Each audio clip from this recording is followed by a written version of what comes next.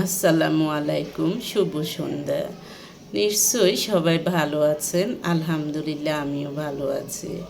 আজকে আমি আপনাদের সাথে শেয়ার করব একটা বিষয়।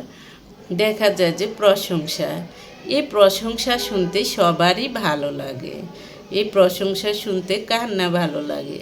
তবে আমি মনে করি যারা বদনাম করেন, দেখা যায় যে কেউ ভালো করলো, আপনি সুনাম না করতে পারেন, তবে বদনাম করবেন না।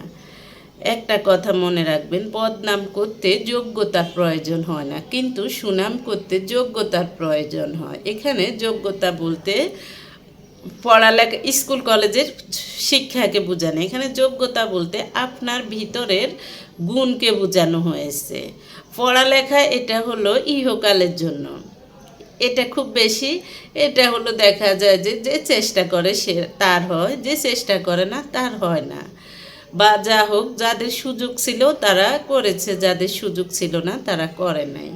তাই বলে এখানে যোগ্যতা বলতে সেই যোগ্যতাকে বোঝানো হয় না, আপনার ভিতরের কোয়ালিটিকে বোঝানো হয়েছে।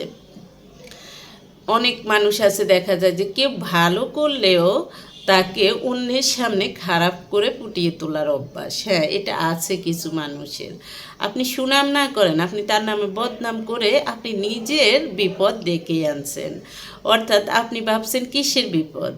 কিসের বিপদ বলতে কি, দেখা যায় যে আজকে আপনি একজনের জন্য খারাপ চাচ্ছেন, যাকে ওকে মানুষ ভালো না জানে, ওকে মানুষ ভালো না বাসে। দেখা যায় যে এই ভালো না বাসাটা আপনিই পাবেন উল্টা। ওই যে অন্যের খারাপ চাচ্ছেন, সেই খারাপটা আপনি পাবেন। হ্যাঁ, এরকম অনেক দেখা যায় যে অনেক মানুষের এরকম ইবলিশ টাইপের ইয়েগুলা আমরা অনেক মানুষ দেখেছি। দেখা যায় যে অন্যের খারাপ চাইতে যায়, কিন্তু নিজেদের এমন দেখা যায় যে মা হলে সন্তানের সেই ক্ষতিটা হয়েছে। তারপরে এরকম নিজেরাই নিজেদের ক্ষতিটা করে ফেলছেন। তাই কারো সুনাম করতে না পারেন, কখনো বদনাম করার চেষ্টা করবেন না। কেউ যদি ভুল করে ফেলে সেটা শুধরিয়ে দেওয়ার চেষ্টা করবেন। সেটা কিন্তু আপনি হেঁটে হেঁটে যদি এলাকার মানুষের কাছে বলেন, হেঁটে হেঁটে যদি অন্য জায়গায় বলেন, এতে কোনো কিছুই হবে না, কোনো লাভ হবে না, বরঞ্চ লসটা আপনারই হবে। কারণ একজন ভালো মানুষ কখনো এভাবে হেঁটে হেঁটে দেখা যায় যে মানুষের নামে বদনাম করে না।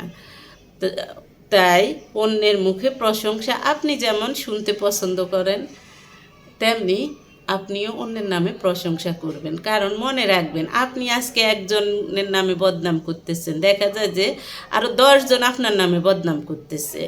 আপনি আজকে শিখাচ্ছেন, দেখা যায় যে কাউকে, হ্যাঁ অমুকের সাথে খারাপ ব্যবহার করো, তমুকেরকে এইটা বলো, ওইটা বলে অপমান করো, ওইটা বলে ছোট করো। আপনার পিছনে 10 জন আপনাকে সেগুলো বলে ছোট করে, অপমান করে। তাই নিজের বিপদ কখনো নিজে ডেকে আনবেন না।